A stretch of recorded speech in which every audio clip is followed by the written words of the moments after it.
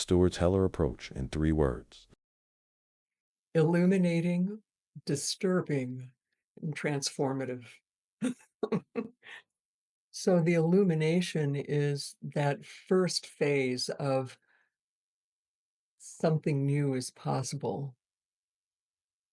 The second phase of disturbing is in order for that new thing to happen, it means I have to stop with what it is I've been doing. And that can be very disturbing. Um, but then having found my way through the disturbance, then it's transformative. Then I'm in the world in a new form and in a new way, responding differently to life. My name is Dr. Beth Hedva.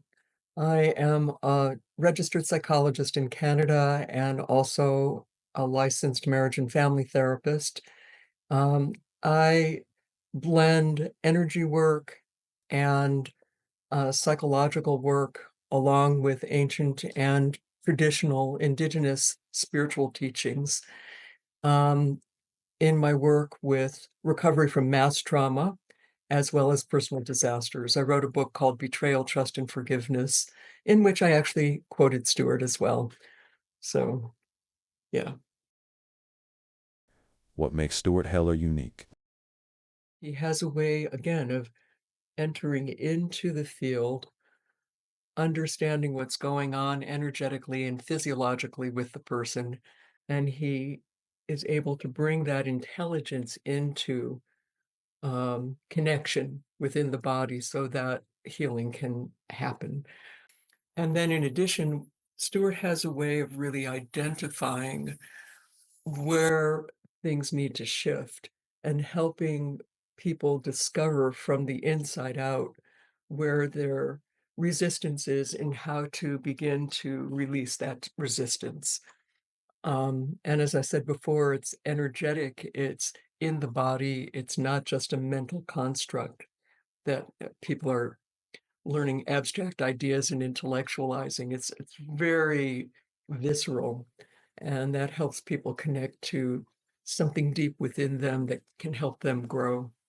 In terms of how Stuart works with movement and how I work with embodied awareness, they're slightly different because Stuart gives people exercises to understand the flow of energy, whether it's moving up or moving down or moving them forward or moving them back, how to work with those flows of energy and to be able to, from the inside out, change the flow, so to speak.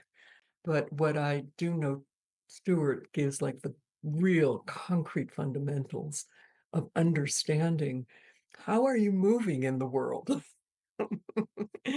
And how can you move differently by becoming aware of your energy and the way you lean in or back or forward or left or right or ground or don't ground. I mean, there are a lot of different techniques and awarenesses that he brings to people.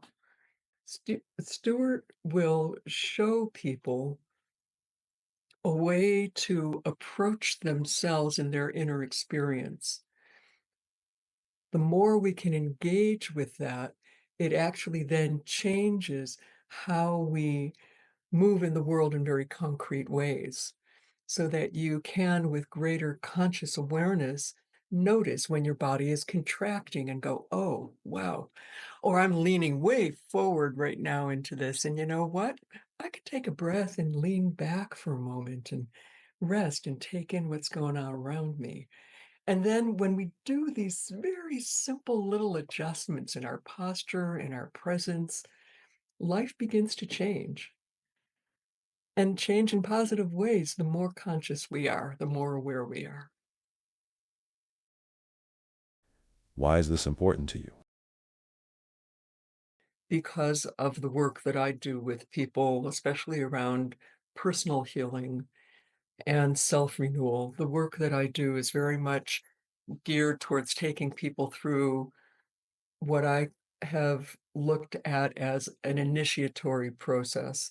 Ancient and traditional indigenous cultures talk about rites of initiation, where we go through symbolic ego death, if you will, symbolic death that brings us into a new awareness that awakens renewal and rebirth on the personal level, but it also awakens a new sense of identity that allows us to re-enter our communities and be a force for healing within our communities, within our families, um, in our relationship with others, in relationship to the environment. And so the work that Stuart does is it facilitates people confronting that, what I call an ego death or that psychic death, that then brings with it the potential for awakening to something greater, which in the work that I do then opens the way to renewal and rebirth, personal, but then also our capacity to have something that we're here for that we can then share with others. You know, I come from the perspective that we are each here with our own sense of purpose and mission. And oftentimes we forget who we are and what we're here for.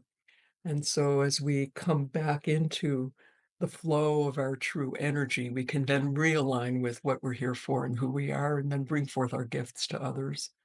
So Stewart's work is, I would say, instrumental in that transition from having forgotten to remembering. How has Stuart Heller's approach impacted you?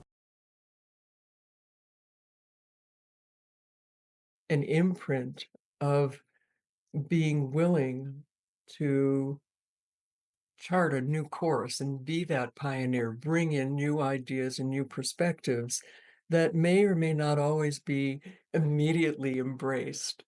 But then over time, they're integrated. And people, sometimes it's like jet lag. They kind of get it and understand after a fact, you know? So I would say that his influence on me is a confirmation that that is a really valuable and worthwhile process, and not to look for agreement or confirmation from other people necessarily when bringing through new information. Because if it's new, people don't always confirm what you're saying. This is important, especially now, uh, because we are globally on new ground. We're moving into a new territory on every level, global communities, changes in economics, climate anxiety, and climate change. There's so much that is changing en masse, and then also in our personal lives that impacts us very personally in terms of changes in social conditions, changes in interpersonal relationships and families, the social structure of how men and women are relating to each other, the changes in even what we think about gender. There's so much that's new right now.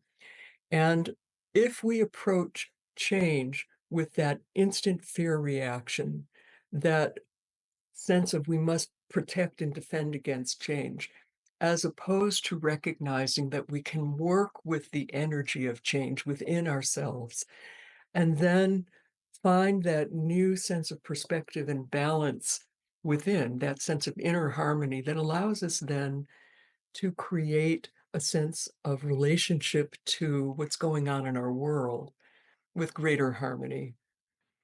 That's super important right now. And I think it's essential in, as I mentioned before, on a personal level, we go through a psychic death or an ego death to have a spiritual awakening on a personal level.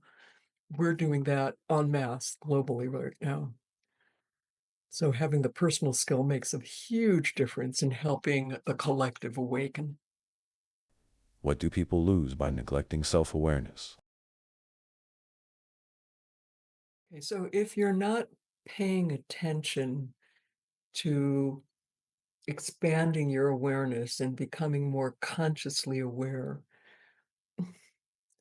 you adapt yourself to an experience of